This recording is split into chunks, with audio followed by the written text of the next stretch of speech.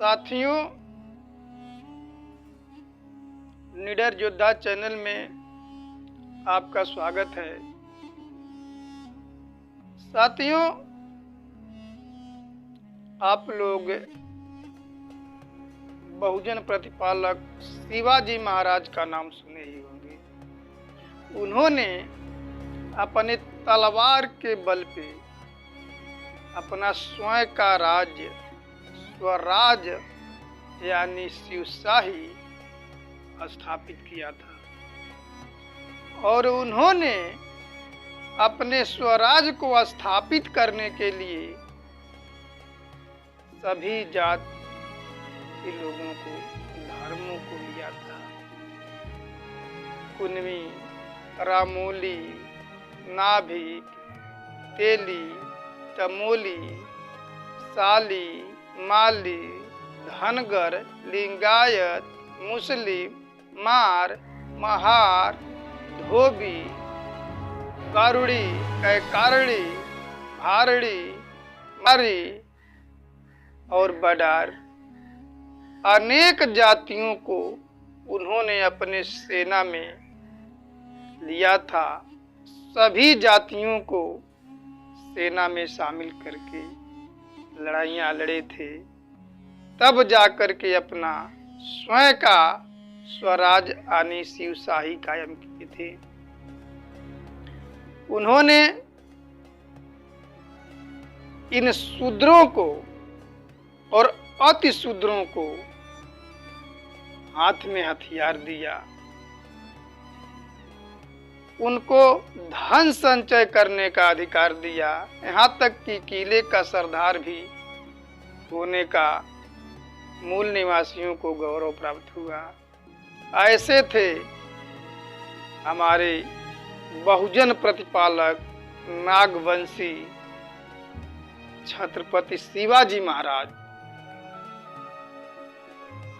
जिन्होंने एक तरह से मनुस्मृति का विरोध में जाकर के अछूतों को, शूद्रों को हथियार रखने का, धन संचय करने का अधिकार दिया था। और इसी से ब्राह्मण खार खाए हुए थे कि छत्रपति शिवाजी महाराज तो मनुस्मृति के खिलाफ जाकर के काम कर रहे हैं। यह मनुस्मृति के खिलाफ है शूद्रों को शिक्षा, संपत्ति और शस्त्र देना। तब उन लोगों ने उनको नष्ट करने के लिए तरह तरह के उपाय लगाए, लेकिन इतना हिम्मत नहीं थी कि आमनी सामना उनका मुकाबला कर सके। ब्राह्मणों ने शिवाजी महाराज को शूद्र माना, क्षत्रिय नहीं माना। इसीलिए उनका राज तिलक करने के लिए, राजाभिषेक करने के लिए कोई ब्राह्मण तैयार नहीं था। बाद में गाग भट्ट अपार पैसा लेकर के उनका राज तिलक किया, लेकिन जब ब्राह्मण को इतना से संतोष नहीं हुआ, उन्हीं ब्राह्मणों को तो शिवाजी महाराज को जहर दे करके मार दिया गया। जो उनके दुश्मन नहीं कर सके, वे ब्राह्मण उनके खिलाफ किए। ब्राह्मण जहर दे के मारने में मोरे पंत पिंगले का नाम आता है और दत्ता, अन्ना दत्तों का नाम आता है। यही लोग षड्यंत्र किए थे और उनके प्रतापी पुत्र सांभा महाराज को उनको औरंगजेब के द्वारा पकड़वा करके मनुस्मृति के तहत उनकी हत्या की गई।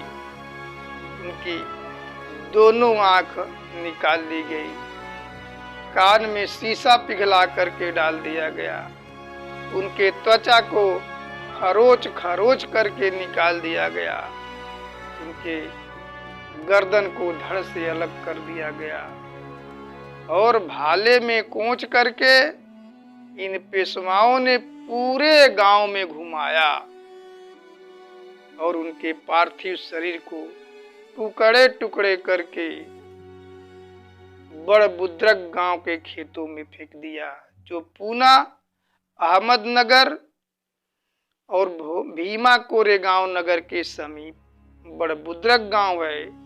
उसी गांव के खेतों में छत्रपति संभाजी महाराज के पार्थिव शरीर को टांगी से, कुल्हाड़ी से टुकड़े टुकड़े करके छितर बितर कर दिए। और इन्हीं ब्राह्मणों ने पेशवाई लाया, शिवशाही समाप्त हुआ और उसके जगह पे पेशवाइयों का राज आया। उन्होंने अपने मकानों में गुड्डी खड़ा करके मकानों पे गुड़ी पड़वा त्योहार बहुत ही खुशी से, उल्लास से मनाने का काम किया था।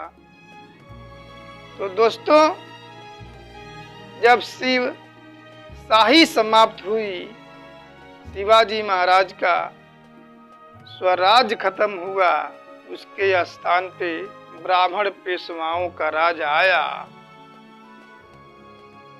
और ब्राह्मण पेशवाओं ने अछूतों के साथ अन्याय अत्याचार किया।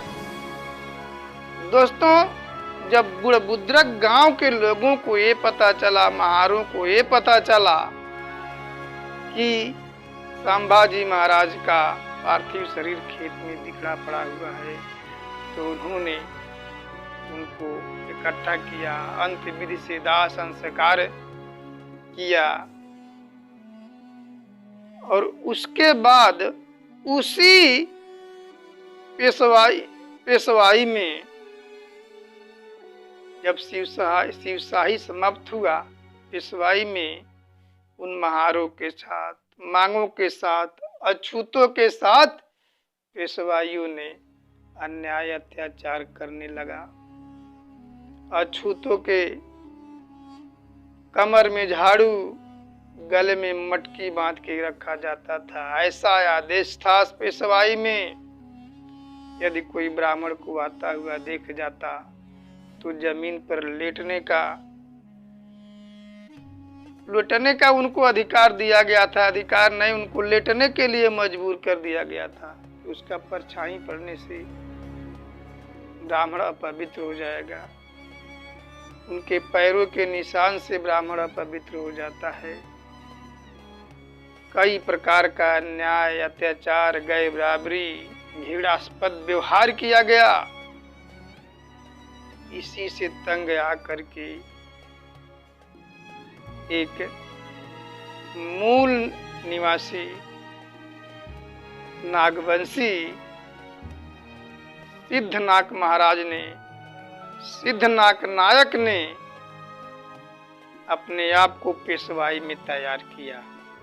इस अपमान का बदला लेने के लिए तैयार किया और पेशवाई में रह करके अपने दोनों हाथों के बल पे तलवार सीखा, कई प्रकार का कलेबाजी सीखे,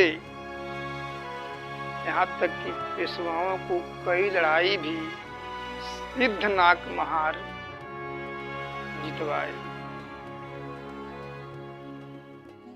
तो अब इन ब्राह्मण पेशवाओं ने अंग्रेजों के खिलाफ भी लड़ाई लड़ा।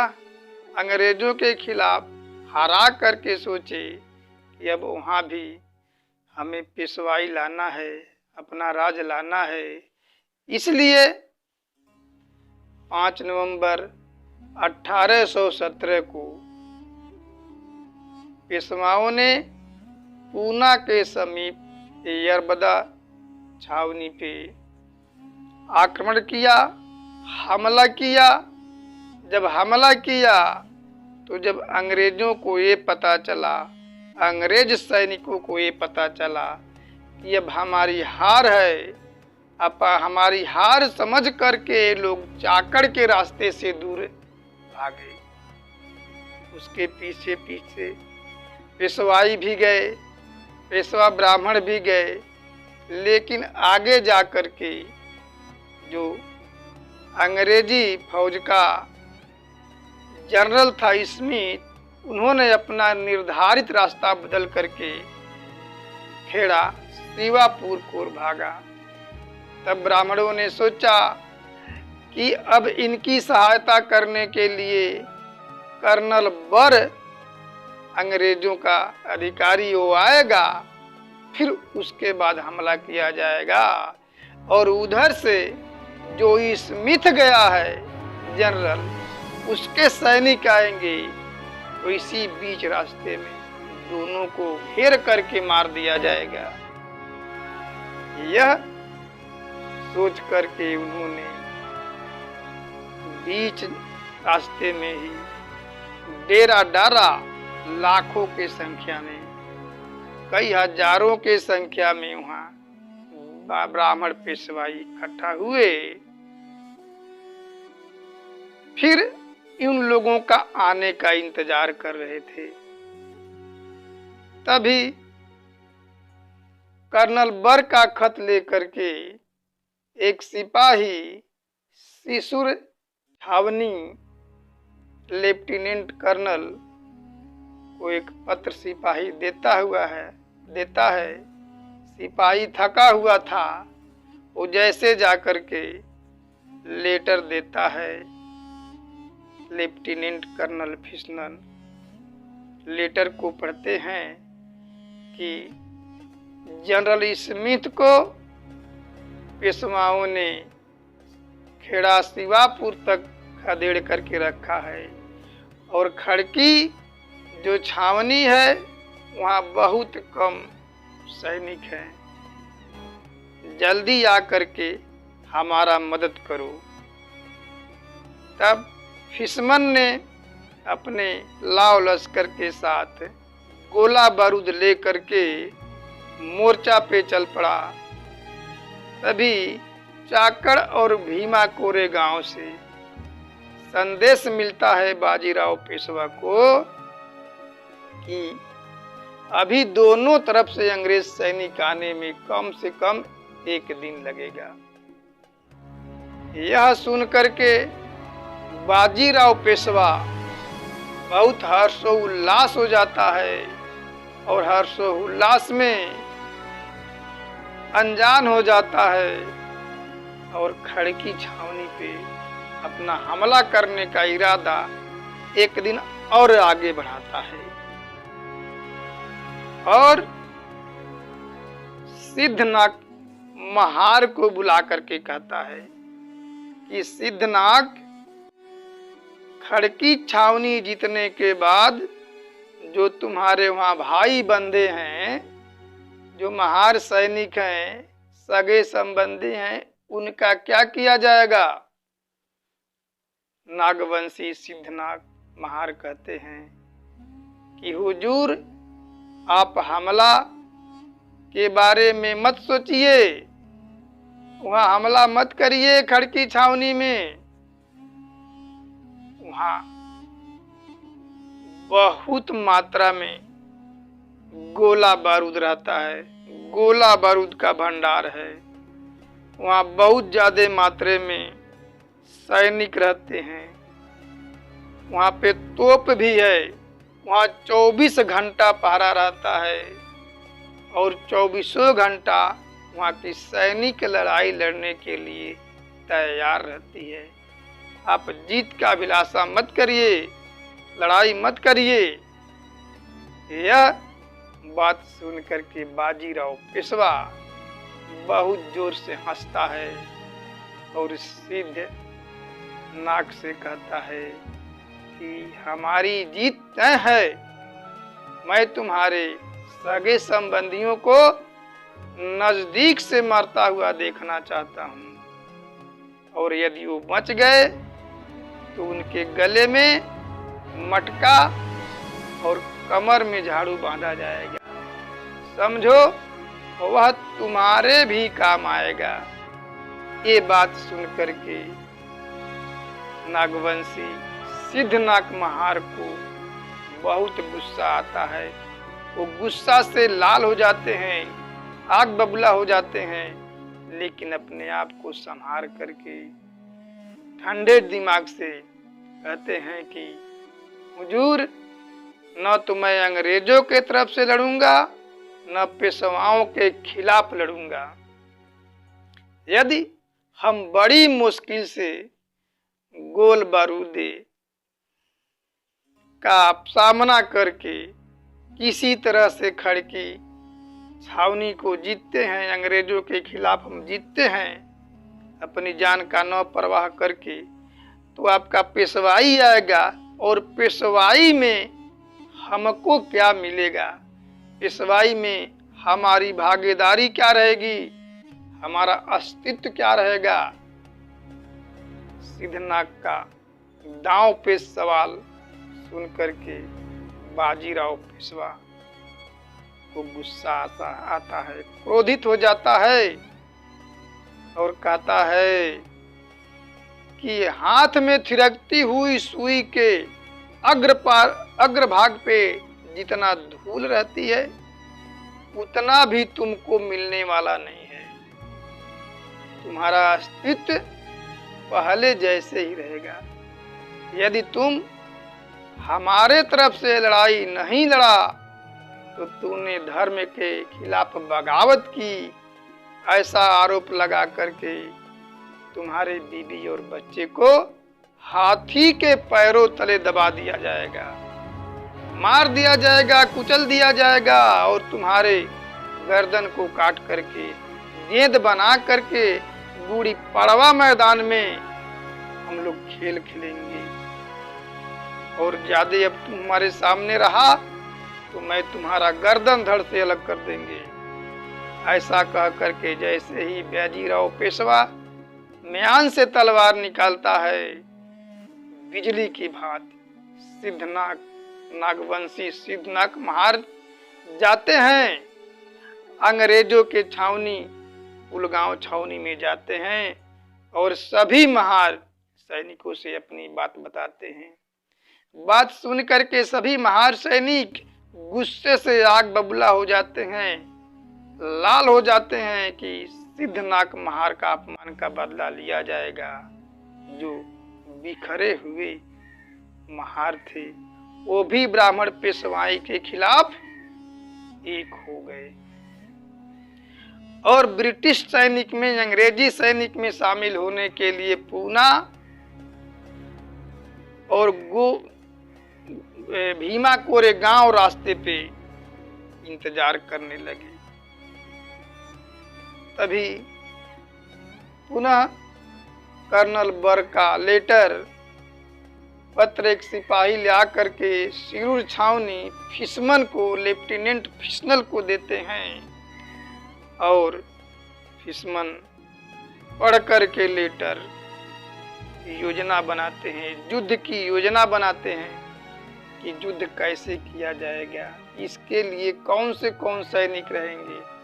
तो उन्होंने कर्तव्यनिष्ठ, साहसी, कार्यकुशल और युद्ध का तजुर्बा जिसको हो, ऐसे ऐसे सैनिकों को साथ लिए, गोला बारूद लिए और मोर्चा के लिए चल दिए।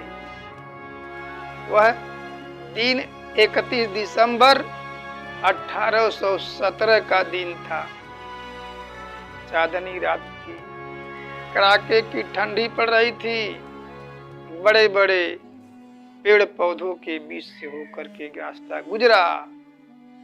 25-30 मील दूर जाने के बाद भीमा गांव पहुंचे। तब जैसे ही भीमा गांव पहुंचे वैसे नागवंशी सिद्धनाग महार अपने सरदारों के साथ जो लड़ाई के लिए अंग्रेज स्टायन फ्रांसिस थे, उनसे आग्रह किए, अपील किए कि मैं भी इसमें मिलना चाहता हूँ। वो मिले, स्टायसन उनको आदेश दिया, वो मिल गए। उसके बाद युद्ध की रणनीति शुरू हो गई। कैप्टन स्टायसन के पास केवल 500 महार ही सैनिक थे।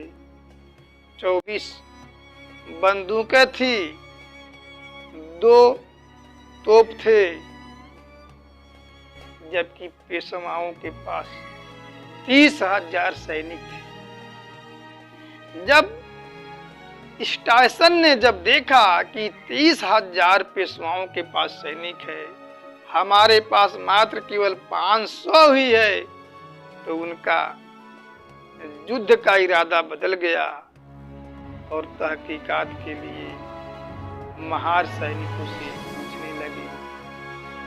तब सिद्धनाग महार कहे कि हमें पेशवाई में हमारे गले में मटका लटकाया जाता है, कमर में झाड़ू बांधी जाती है, ब्राह्मण के आने पे हमें जमीन पर लेट पड़ना पड़ता है, हमारे छाया से वो अपवित्र हो जाता है, हमारे पैरों के निशान से वो अपवित्र हो जाता है।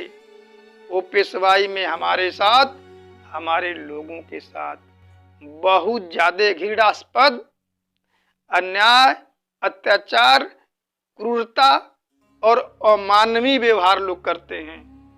हम लोग या तो मरेंगे नहीं तो मारेंगे, लेकिन मरते दम तक हम पीछे हटने वाले नहीं हैं। यह कहते हुए 500 महार सैनिकों ने 30,000 पेशवाओं पे भिड़ गए और गाजल मूली की तरह 30,000 लोगों को काट दिए।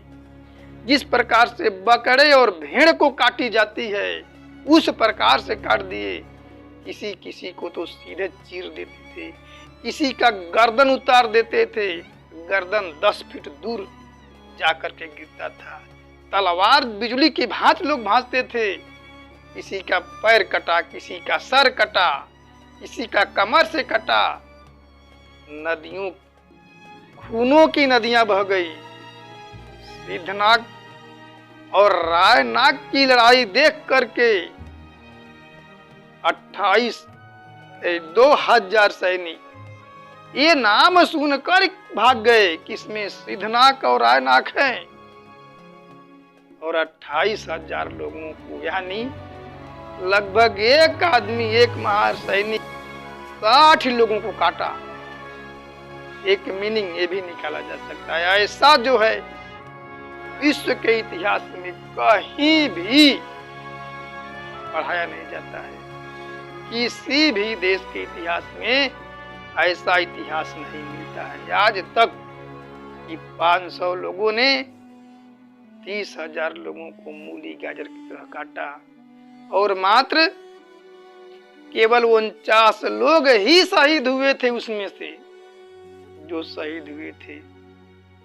ये लड़ाई 1 जनवरी 1818 को हमारे मूल निवासी नागवंशी महारों ने जीता था, और इनको मान सम्मान के लिए अंग्रेजों ने विजय स्तंभ उसी भीमा कोरे गांव नदी के किनारे जहां संग्राम हुआ था वहीं बनवाए, जिनकी लंबाई 64 फुट ऊंची है और 33 गुणे 33 में चौकर में बधा हुआ है, और 10 गुणे 10 का बैठका है। साथियों, उस पे जितने भी शहीद हुए हैं महार सैनिक, उनका नाम लिखा गया है, और उसमें लड़ाई का भी सन डेट भी लिखा गया है। यह स्तंभ 26 नवंबर 1821 को उसका नींव पड़ी और 22 में बन करके तैयार हुआ। बाबा साहब डॉक्टर BR अम्बेडकर उन नागवंशी महार सेनाओं को जो शहीद हुए हैं हमारे पूर्वज, उनको बाबा साहब डॉक्टर BR अम्बेडकर मान वंदना करने के लिए हर साल जाते थे, सैल्यूट करने के लिए जाते थे। ऐसे हम अपने पूर्वजों को, जो हमें पेशवाई से निकाला, नहीं तो आज भी हमारे गले में मटका रहता, कमर में झाड़ू लटकी रहती। लेकिन 500 हमारे महान सैनिक ने इसको समाप्त किया। आज मैं उन वीर योद्धाओं को, अपने पूर्वजों को कोट कोट नमन और मैं भी सैल्यूट करता हूं। तो दोस्तों, बाबा साहब डॉक्टर बी.आर. अम्बेडकर हर साल जाते थे, जब तक जिंदा थे तब तक जाते थे। उनको मान सम्मान देने के लिए जाते थे। क्यों?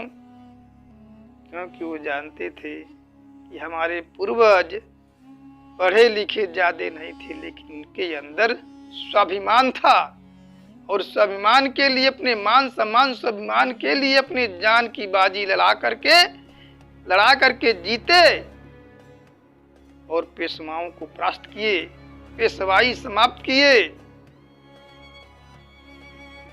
उन विजय स्तंभ का छाया चित्र 1941 से 46 तक महार रेजिमेंट के सैनिकों के बैज पे और कैप पे लगा रहा। बड़ा गौरव पूर्ण भाव से लगा करके लोग रखते थे। लेकिन 15 अगस्त 1947 के बाद जब देश आजाद हुआ तो पंडित जवाहरलाल नेहरू ने उसको हटवा दिया।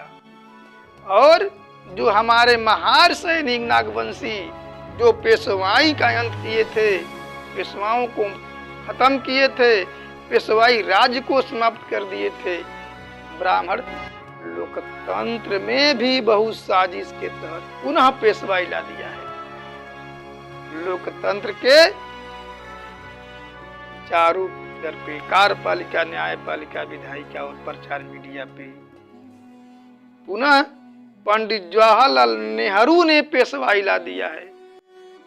जमीन पे इन ब्राह्मणों का 94% कब्जा है। 6% में 85% के लोग हैं। नौकरियों में 80% ब्राह्मणों का कब्जा है। मीडिया में 98%, न्यायपालिका में 99% ब्राह्मणों का कब्जा है। यानी